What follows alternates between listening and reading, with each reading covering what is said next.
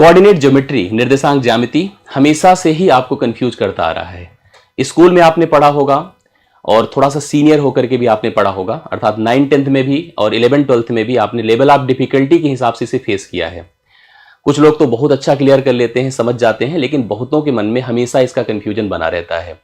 कारण यही है कि हमने इसको स्ट्रैटेजिकली नहीं पढ़ा है, हमने इसको प्रॉपर सीक्वेंस से नहीं पढ़ा। हमने प्रश्नों को तो हल किया है और अलग अलग परीक्षाओं को देखते हुए, एकेडमिक परीक्षाओं को देखते हुए आपने प्रश्नों को तो हल किया होगा, बट इसको सीक्वेंस और अप्रोच से आपने नहीं पढ़ा है। मैं आज उसका एक पार्ट कवर करने जा रहा हूं जो कि इस समय कॉम्पिटिटिव एग्जामिनेशन में एकदम ट्रेंडिंग क्वेश्चंस के रूप में आपको दिखता ही रहता है।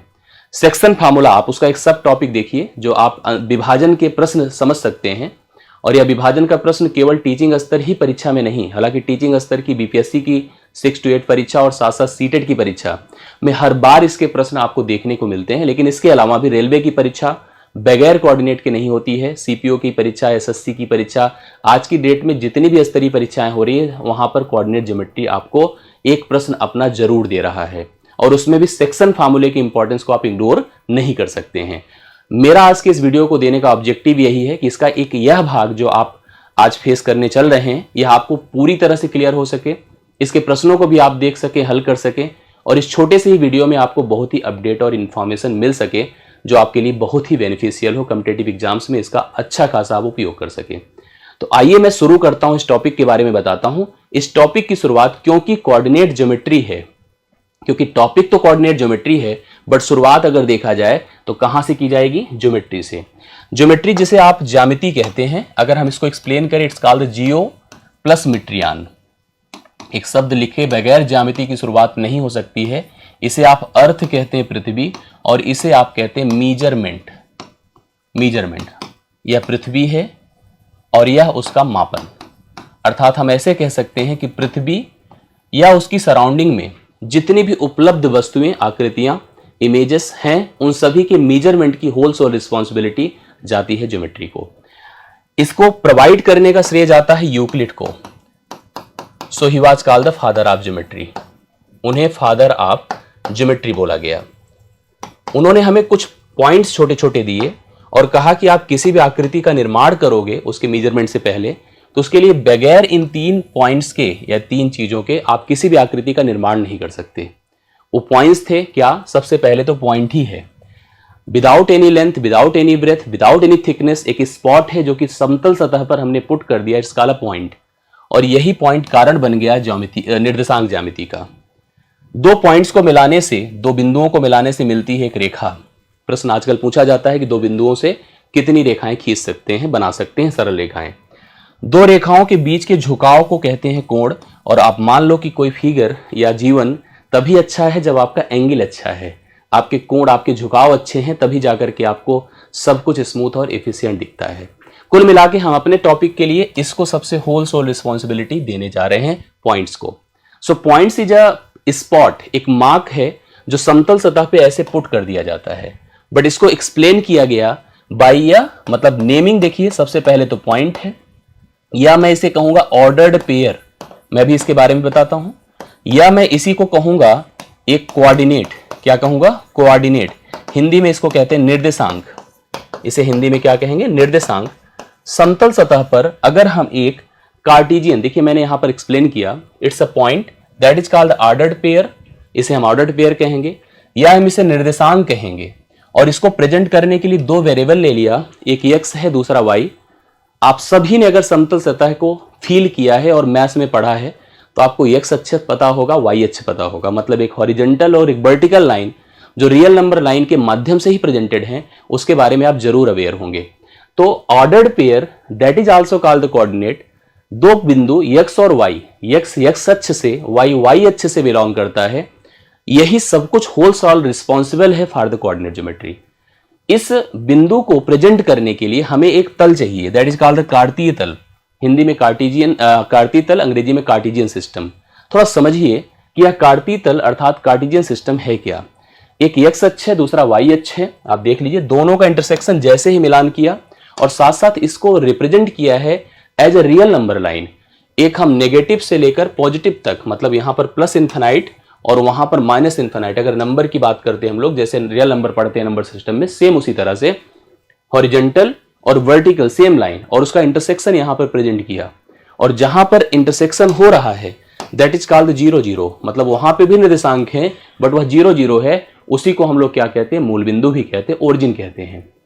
4 तो हमारे पास क्वाड्रेंट बने, फर्स्ट सेकेंड थर्ड फोर्थ।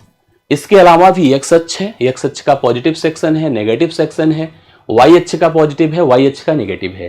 किसी एक बिंदु को सबसे पहले आपको जिम्मेदारी से लोकेट करना है, रखना है। जब रखेंगे तो उनकी पोजीशन उनके टर्म के हिसाब से या नंबर के हिसाब से डिसाइड होता है। अगर दोनों पॉजिटिव हैं तो पहले में जाएंगे, दोनों में से पहला पॉजिटिव दूसरा नेगेटिव, और ध्यान रखना कि ऑर्डर्ड पेयर बनेगा the first value belongs from the x अक्ष, ठीक है। तो पहला नेगेटिव दूसरा पॉजिटिव तो सेकंड में जाएगा, और दोनों नेगेटिव हैं तो थर्ड में जाएंगे, पहला पॉजिटिव दूसरा नेगेटिव है तो फोर्थ में जाएगा। और ये याद नहीं करना होता है, ऐसे समझना, क्योंकि हम सबको पता है कि the first value is X and second value is Y. X अक्ष से बिलोंग करेगा एक्स और वाई अक्ष से बिलोंग करेगा वाई। यहां पर एक्स पॉजिटिव वाई पॉजिटिव, इस लोकेशन में दोनों पॉजिटिव, एक्स नेगेटिव वाई पॉजिटिव, इस पोजीशन में पहला नेगेटिव दूसरा positive, X negative Y negative, यहां पर दोनों negative, X positive Y negative, पहला पॉजिटिव दूसरा नेगेटिव। और बिंदु ऐसा ही नहीं कि केवल इन चतुर्थांशों में कह सकते क्वाड्रेंट में ही आएगा, एक्स अक्ष पर भी आएगा। अगर एक्स अक्ष पे आएगा तो एक्स रहेगा, वाई 0 हो जाएगा। एक्स अक्ष के पॉजिटिव सेक्शन में एक्स पॉजिटिव वाई 0, एक्स अक्ष के नेगेटिव सेक्शन में एक्स माइनस में और वाई 0, वाई अक्ष के पॉजिटिव में एक्स आपका वाई पॉजिटिव रहेगा और वाई 0 एक्स 0 रहेगा। वाई अक्ष के नेगेटिव सेक्शन में एक्स 0, मतलब अगर कभी भी कोई बिंदु एक्स अक्ष पर स्थित होगा तो वाई का मान 0 होगा, और वाई अक्ष पे स्थित होगा तो एक्स का मान 0 होगा। कोऑर्डिनेट में सब बहुत कुछ एक्सप्लेन अच्छे से किया जाता है। सो अब कोई भी पॉइंट को आपने पहले तो प्लॉट कर दिया, देन आफ्टर हम उस पॉइंट को एक दूसरे से जब मिलाते हैं तो हमें एक लाइन मिलती है। क्या मिलती है? लाइन, रेखा कहलाती है। और उस रेखा को बनाने के लिए सबसे पहले तो दो बिंदु रिस्पॉन्सिबल हैं, दोनों के अपने निर्देशांक है, x1 है y1 है, x2 है y2 है। ध्यान से देखिएगा, अब हमारी जो रिस्पॉन्सिबिलिटी है डिस्टेंस पता करने की नहीं है, हमारी रिस्पॉन्सिबिलिटी इस रेखा को दो पार्ट्स में ब्रेक करने की है। और ब्रेक कैसे होता है? लमसम हमारे दिमाग में यही है कि ब्रेक कर दो बराबर बराबर पार्ट में काट दो। ब्रेक करना हमेशा रिस्पॉन्सिबिलिटी के तहत रेशियो से आता है, अनुपात से आता है। बिना अनुपात डिस्ट्रीब्यूशन नहीं होता है, ध्यान रखिएगा। और यह अनुपात ही सेक्शन फार्मूला अर्थात विभाजन के नियमों को प्रेजेंट करता है। उसमें भी रेशियो रिस्पॉन्सिबल होता है अलग अलग प्रकार के सेक्शन फार्मूले को देने के लिए। आपने अक्सर पढ़ा होगा कि अंतः विभाजन, अक्सर पढ़ा होगा बाह्य विभाजन, मध्य बिंदु का नियम, आपने अक्सर पढ़ा होगा इन चीजों को, और उसके आधार पे कई ज्योमेट्रिकल फिगर से भी प्रश्न बनते हैं। अब ध्यान सुनिएगा, अगर मैं कहूंगा अंतः विभाजन तो इसका सेंस क्या है? अगर कोई लाइन है ऐसे, इसके दोनों निर्देशांक हैं, सपोज करो x1 y1 and x2 y2, this is b and that is x2 y2, और यहां पर हमने कोई एक बिंदु लिया, मान लीजिए हमने लिया x, इसके निर्देशांक है x y। ये पॉइंट ने इस रेखा को दो पार्ट्स में ब्रेक किया, ठीक है। अब यहां पर ब्रेक किया तो बाई रेशियो m:n। अगर बिंदु हमारा बीच में स्थित है, आ रहा है, तो that is called internal division. और ऐसी केस में m/n जो रेशियो बना दैट इज लेस देन 1, देखो लिखा होगा that is less than 1। Less than 1 का मतलब एक से छोटा है, और एक से तभी छोटा होगा जब m इज लेस देन क्या होगा? n होगा। और ऐसे में हम इसके निर्देशांक x और y का मान इस फार्मूले का उपयोग करके बता सकते हैं। क्या रूल है? देखिए, आप m उठा लें, m इंटू x2 कर ले x के लिए, और n इंटू x1 तिरछा मल्टीप्लीकेशन होता है, मतलब इसका मल्टीप्लीकेशन इसके साथ और इसका मल्टीप्लीकेशन इसके साथ, divided by m plus n, अनुपाती पदों का योग। mx2 plus nx1 divide by m plus n। Same अगर y की तरफ जाते हैं तो एकदम उसी तरह से my2 plus ny1 divide by m plus n। ये अंतः विभाजन का सूत्र हो गया। अब हम आगे बढ़ते हैं। अगर उसी रेखा को हम लोग बाहर से कहीं विभाजित होती नजर आ रही है हमारे लिए, जैसे मान लो रेखा थी, a था और b था उसके निर्देशांक, और यहां पर कोई एक बिंदु हमको x दिखा, जहां पर हम कंफर्म कर चुके हैं m/n ग्रेटर देन 1 अक्सर होता है जहां पर m is greater than n है। और इसके लिए जो फार्मूला डेवलप होता है उस फार्मूले को भी ध्यान से देखिएगा, इसका सिस्टम क्या है, इसका प्रोसेस क्या है। x is equal to mx2 minus nx1 divide by m minus n, y is equal to, बस सिंपली उसमें जैसे एडिशन होता है, जोड़ होता है, उसी तरह से यहां पर केवल आपको सब्ट्रैक्शन अर्थात घटाव करना होता है। mx2 minus nx1 divide by m minus n, y is equal to my2 minus ny1 divide by m minus n। तीसरी कंडीशन सबसे अच्छी होती है और सबसे आसान होती है। ये रेखा है, अगर हमारे पास एक बिंदु ए है, दूसरा बिंदु बी है और यहां पर कोई एक पॉइंट है एक्स सपोज करिए, so it is called the X Y. X का मान क्या होगा पता है, देखिए लिखा है, क्योंकि रेशियो, अब आप ध्यान दीजिएगा, M upon N is equal to 1 होता है, M is equal to N हो जाएगा। X is equal to x1 plus x2 by 2, सीधा सीधा दोनों के बिंदुओं को जोड़कर divide by 2, y is equal to y1 plus y2 by 2। ये 3 फार्मूले होते हैं अंतर विभाजन, बाह्य विभाजन और मध्य बिंदु के लिए। आप इनका उपयोग करके आप कुछ प्रश्नों को हल कर लें, कंफर्म कर लें कि कैसे प्रश्न बन सकते हैं और कैसे प्रश्न आपको फेस करने हैं और कैसे सोल्यूशन करना है। आपके मन में भी कोई प्रश्न हो तो आप उसे कमेंट्स में दीजिएगा, हम उसका भी सोल्यूशन आपको देंगे। फिलहाल अभी जैसे एक प्रश्न मैं लेता हूं और इसी चीज को देखिए आप पॉइंट समझ सकते हैं जो मैंने यहां पर प्रेजेंट किया, उन सारी बातों को, फार्मूले को आपको अच्छे से रीड करना है और इन सेगमेंट्स को अच्छे से आपको कवर करना है। अब आते जैसे एक प्रश्न आता है, ध्यान से देखिएगा, पूछा जाने वाला प्रश्न है, दो बिंदु है अपने पास 2, -3, आप देखिएगा, एक है 2, -3 और दूसरा है 5, 6, 2, -3, 5, 6 को मिलाने वाली रेखा को x अक्ष, ध्यान दीजिएगा, x अक्ष मतलब the points on lies on the x axis, किस अनुपात में विभाजित करेगा, किस अनुपात में विभाजित करेगा, किस रेशियो में डिवाइड करेगा। जैसे इसका मतलब है कि यहां पर इन दोनों बिंदुओं को जो रेखा मिला रही है, दोनों बिंदुओं को जो रेखा यहां पर मिला रही है, उसको कहीं एक पॉइंट पर कट किया गया है और यह जहां पर कट हो रहा है ये x अक्ष पर है। किस पर है? x अक्ष पर।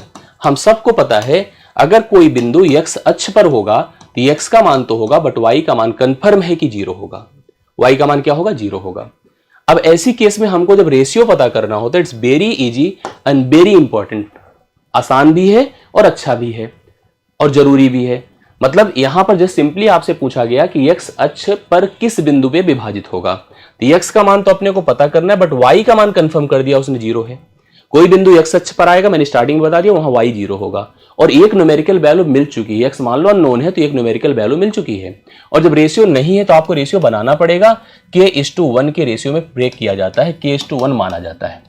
ऐसे मान लिया, मतलब आप ये मान लो कि यह m है, ठीक है, और यह n है। अब आप रूल लगा दो, जो रूल हमने पढ़ा है, और रूल में भी आप इसको मानो कि y की वैल्यू आपकी 0 है। y के लिए फार्मूला बनाइए, जो अभी हम लोगों ने पढ़ा है, y के लिए फार्मूला बनाइए, my2, ध्यान से देखिएगा, यहां पर this is x1, this is y1, ये आपका x2 है, ये y2 है। my2, m की जगह k रखिए, y2 की जगह आप 5 रखिए, y2 की जगह आप 6 रखिए, प्लस आप प्लस लगाइए और कंफर्म हो जाएगा थोड़ी देर में। ny1, n का मतलब आपके पास 1 है और y1 की जगह पर आप -3 रखिए, करेक्ट है। डिवाइड बाई आप m प्लस n रखें, अर्थात k+1 रखें, कोई दिक्कत की बात नहीं है। और y की जगह पर आप धीरे से आराम से आप 0 पुट कर दें। 0 पुट करें, 6k -3 और a उधर जाएगा तो सिंपली 0 हो जाएगा। तो आप क्या लिख सकते हैं बोलिए? आप लिख सकते हैं 6k = 3, k = 3/6, 3 1 के 3, 3 2 6, 1/2 है k का मान। अगर k का मान 1/2 है तो रेशियो हमारे पास 1/2 अनुपात 1 होगा, मतलब 1/2 होगा।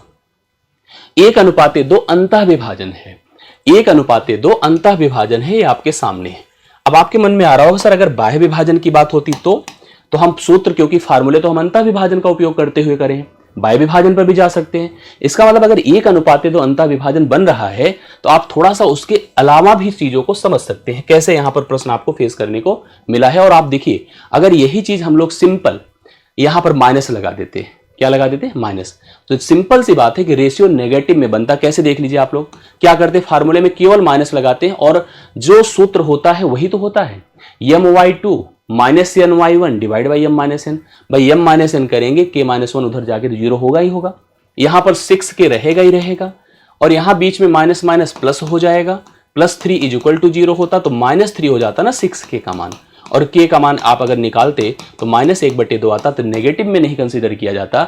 आप सी ऑप्शन ही इस प्रश्न के राइट सोल्यूशन ले जा सकते हैं, करेक्ट है। तो ऐसे प्रश्न आपको जो रेशियो जनरेट करने वाले बनते हैं उसको ध्यान देना है। दूसरा क्वेश्चन देखिएगा इसी टाइप का, बिंदु 4, है, 8, 3 है, को मिलाने वाली रेखा y अक्ष को किस अनुपात में विभाजित करेगी। आप अंतः का उपयोग करके कर लीजिए, आपके प्रश्न सॉल्व हो जाते हैं। 4, 2 है एंड 8, 3 है, करेक्ट है। अब आप देखिए ध्यान से, यहां पर जिस बिंदु को, जो बिंदु डिवाइड कर रहा है y अक्ष पे, अर्थात y एक्सिस पर स्थित है। अगर y अक्ष पे स्थित है तो वहां पर एक बात कंफर्म हो गई कि x का मान 0 है, y का मान नहीं, x का मान 0 है। अगर कोई y अक्ष पे लाई करेगा सो दैट टाइम y की वैल्यू रहेगी, x का मान 0 होगा। सेम उसी तरह से यहां पर देखिए x1 है, y1 है, x2 है और y2 है, और आप इसको मानो कि यह x है और y तो चलो आपको दिया ही दिया गया है, तो मतलब x का मान 0 है अपने पास। अब रूल में चलिए हम, लेकिन उसके पहले बता दें कि रेशियो k:1 है, मतलब यह m है और यह क्या है, n है। कंफर्म। अब आइए फार्मूले पर चलिए। x is equal to m x2, m का मान k है, k इंटू 8 करें, 8k हो गया, प्लस n x1, n क्या है, 1 है, गुणे कितना कर दे, x1 मतलब 4 है, बटे m plus n, k plus 1 हुआ। फिर से x का मान क्योंकि 0 है तो यह 8k हुआ प्लस 4 हुआ, 8k प्लस 4 हुआ। और आप लोग यहां पर देखिए, अगर हम इसको सॉल्व करते हैं तो उधर जाकर के 0 होगा, अर्थात 8k प्लस 4 इजुकल टू 0 हुआ। तो हम लिख सकते हैं 8k इजुकल टू -4 और k इजुकल टू -1/2 आएगा।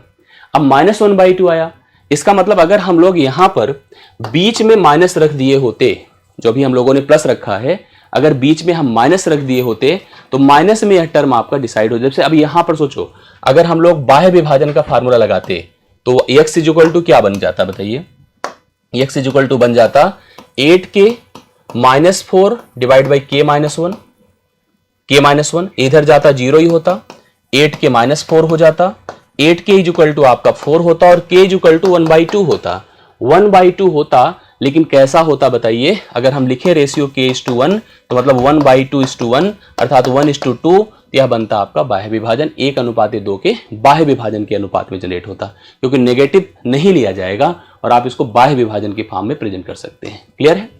एक प्रश्न देखिए, पूछा गया प्रश्न है और इस टाइप का एक बहुत ही शानदार सा क्वेश्चन आपके सामने बोर्ड पर है, इसको आप लोग ध्यान से देखिएगा। बिंदु ए रेखाखंड BC को 4:1 के अनुपात में विभाजित करता है। B के निर्देशांक 6:1 और C के 7/2 हैं। बिंदु A के निर्देशांक आपको बताना। जैसे एक बिंदु देखो, रेखा है BC, ये B है और ये C है। B का निर्देशांक देखो 6,1 है और C का निर्देशांक है 7/2 एंड 6 है।